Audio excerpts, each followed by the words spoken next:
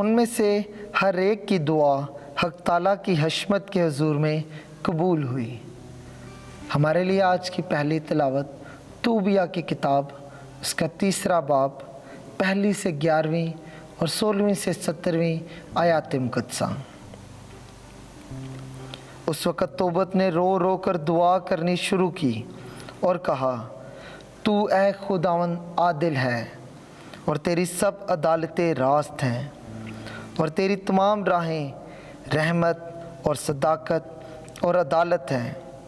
اب اے خداوند مجھ کو یاد کر اور میری خطاؤں کا انتقام نہ لے، اور نہ میرے گناہوں اور نہ میرے باپ دادا کے گناہوں کو یاد کر، کیونکہ ہم نے تیرے حکموں کی فرما برداری نہ کی، اور اسی باعث سے ہم لوٹ اور جلاوطنی اور موت کے حوالے کیے گئے، اور ان تمام قوموں کے نزدیک جن میں ہم پراگندہ ہوئے ضرب المثل اور باعث نفرت ہو گئے۔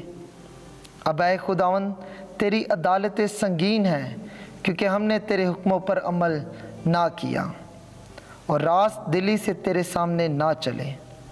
اور اس وقت اے خداوند اپنی مرضی کے مطابق میرے ساتھ کر، اور حکم دے کہ میری روح سلامتی سے قبض کی جائے، کیونکہ میرے لیے زندگی سے موت بہتر ہے۔ اور ایسا اتفاق ہوا کہ ٹھیک اسی روز مادیوں کے شہر اہمتا میں رویل کی بیٹی سارہ نے اپنے باپ کی لونڈیوں میں سے ایک سے ملامت سنی، کیونکہ 7 آدمیوں کے ساتھ اس کا بیاہ ہوا تھا، اور ایک شیطان اشمدائی نامی نے اس سے پہلے کہ وہ اس کے پاس جائیں ان کو فی الفور ہلاک کر دیتا تھا۔ سو جب اس نے لونڈی کو قصور کے لیے ملامت کی تو اس نے جواب دے کر کہا، اے تو جو اپنے شوہروں کو مار دینے والی ہے، ہم تیرا کوئی بیٹا یا بیٹی زمین پر نہ دیکھیں۔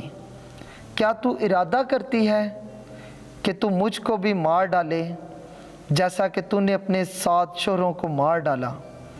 جب اس نے یہ بات سنی تو اپنے گھر کے بالا خانے میں چڑھی اور 3 دن اور 3 رات وہیں رہی، نہ کچھ کھایا اور نہ پیا، مگر دعا کرتی اور آنسوؤں کے ساتھ خدا کی منت کرتی رہی کہ تو اے خداوند جانتا ہے کہ میں نے شوہر کی ہرگز خواہش نہیں کی، اور میں نے اپنی روح کو تمام شہوت سے پاک رکھا ہے، اور نہ کھیل کرنے والوں کے ساتھ میں ہرگز ملی، اور نہ ان کے ساتھ کبھی رہی جو شوخی سے چلتے ہیں۔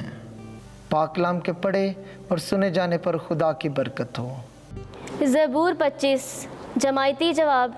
اے خداوند میں تیری طرف اپنی جان اٹھاتا ہوں، میں تجھ پر توکل کرتا ہوں، مجھے شرمندہ نہ ہونے دے، ایسا نہ ہونے دے کہ میرے دشمن مجھ پر خوشی منائے، کیونکہ جو کوئی تجھ پر امید رکھتا ہے وہ شرمندہ نہ ہوگا، پر جو ناحق بے وفائی کرتے ہیں وہی شرمندہ ہوں گے۔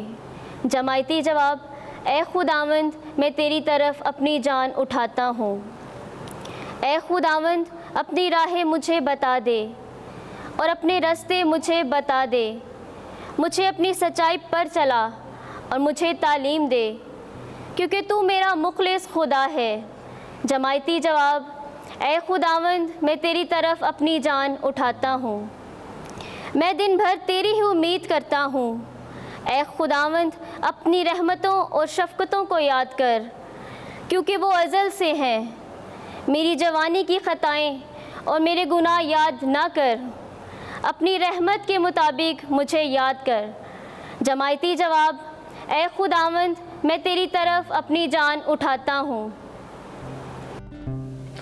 خداوند آپ کے ساتھ ہو۔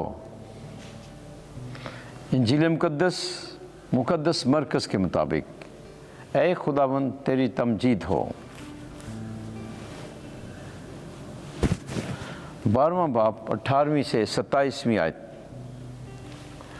ایک دن بعض صدوقی جو قیامت کے منکر ہیں یسوع کے پاس آئے، اور انہوں نے اس سے سوال کر کے کہا کہ اے استاد، ہمارے لیے موسیٰ نے لکھا ہے کہ اگر کسی کا بھائی مر جائے اور بیوی بے اولاد چھوڑ جائے تو اس کا بھائی اس کی بیوی کو لے تاکہ اپنے بھائی کے لیے نسل پیدا کرے۔